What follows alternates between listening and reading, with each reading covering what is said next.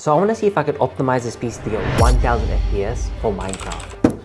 But first we have to fix it. Because whenever I use it, there's a massive noise for it. Sounds like a freaking jet engine. Let's try fix that first.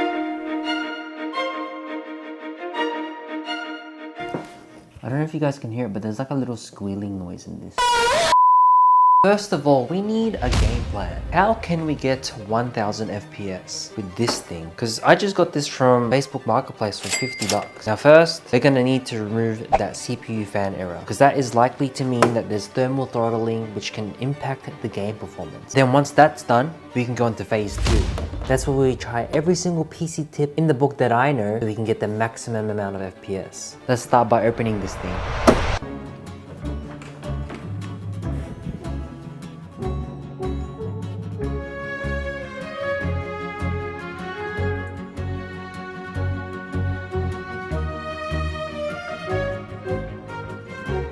As I opened up this PC, I was happy yet concerned because everything here was in pristine condition. There was barely any dust, the thermal paste wasn't crusty, thermal pads felt brand new. It's been a few months since I bought this thing, and I remember the previous owner said that he claimed everything from warranty and got everything changed. And despite all that, the CPU fan were making noises and showing all these errors, which is why he ended up selling it. Now I looked through the entire PCB of the motherboard and checked through all the cables and fans. I was starting to stress out because there was nothing visibly wrong with it. It looked fine. So the first thing that came to my mind was maybe the people that repaired this over-tightened the CPU heatsink, making these problems arise. So instead I did the following. I did 3 changes to this PC and I was just hoping that this would fix the issue. So all I did was reset the CMOS and made sure the CPU heatsink wasn't tightened too much when mounting it together, because usually they would have springs when installing it, but these ones didn't have springs. And then I put a fresh new set of thermal paste. And here's the beginner mistake. This is just the general rule for PC builders. But if you close your PC build before you test it,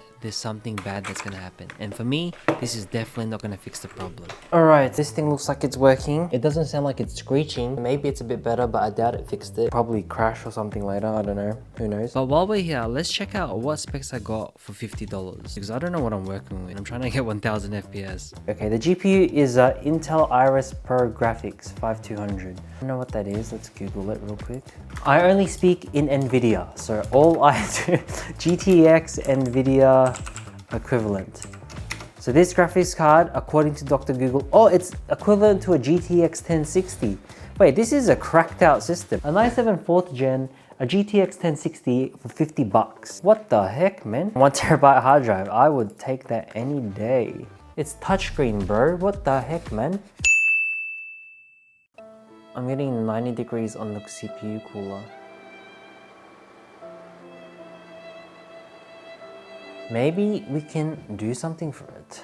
Yeah, this whole thing is like overheating. So I was just gonna be sad, go sleep, order the replacement part, and leave it till next month. I thought about it for a while and I was fixated that the CPU fan was the issue. But instead of moping around because I have to wait for the replacement part, I thought I'd give it another go on troubleshooting the issue, because maybe I can actually fix it.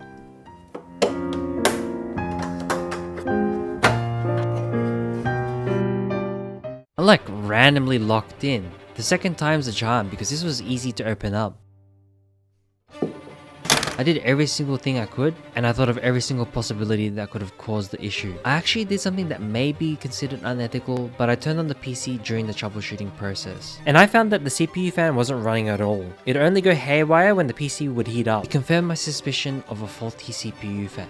But there was actually more to it. I got a little bit curious, and luckily enough there was a spare port for the CPU fan and I tried it. So that would have meant that there was no airflow in the heat sinks causing the PC to overheat. Because look, when I plug this in, it's actually spinning now. With one problem solved, there is another issue. The CPU fan cooler cable was too short. But that was the least of my problems because there's always a jank solution. Oh my god, we have it secured. We have it secured. We have at least one screw in there. Holy, we did it. Does it fit? It fits. Does it still lock in? I think it still locks in. Okay, let's try that again. Yeah. Oh, that hurt a crunch. That is not good.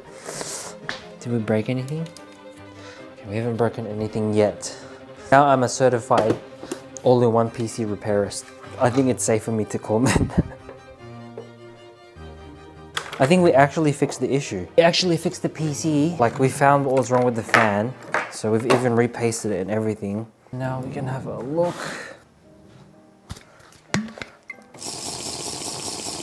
So before we were like idling on 80 degrees, the temperature for CPU and the GPU. But I'm pretty happy with it because the temps are stable. We're in the 60s and it's no longer overheating. So let's try out Minecraft. And with all our hard work, it's running smoothly, but we need to get 1000 FPS. Make sure all the graphics drivers are updated for updates, and then I like to adjust the power settings. Now let's see if we can do every single little thing to get 1000 FPS. Boom. Oh wait, we weren't even on max frame rate. Bam. Off, particles decrease. What does our FPS? Dude, we're getting 280 FPS. Okay, so we are gonna go to advanced system settings, see if we can do adjust for best performance, and go into the power settings. Let's go for best performance for here. Right now we are getting 460 FPS. How can we push it to 500? I then thought about overclocking it. I doubt it would do anything because Minecraft's a CPU based game, but it was worth a shot. My goal with overclocking was just slowly increasing the clock speeds in increments until it crashed. Temps are still good. Temps have actually improved. Jeez, that fan does a lot. See, the fan does a massive difference. So I increased the memory clock by 2000 and the core clock by 135, which is what the max is. Just as I thought, it didn't really do much, and if anything, the FPS actually went down. So my next step was to try out Optifine. But I ended up sweating for a few hours in Minecraft, so I left it for the next day.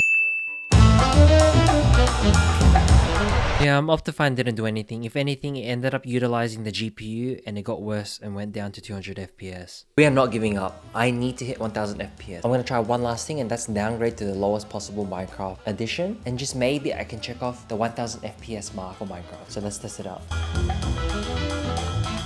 So we're loading into 1.7 in Minecraft. Let's see how much FPS I get there. Wow. We are making some progress, guys. We are making some massive progress. It's a milestone. Now, you can say that this is cheating. All I'm doing is downgrading Minecraft. But I worked hard on fixing this PC. So I'm just going to downgrade it until I get 1000 FPS. Let's go even lower.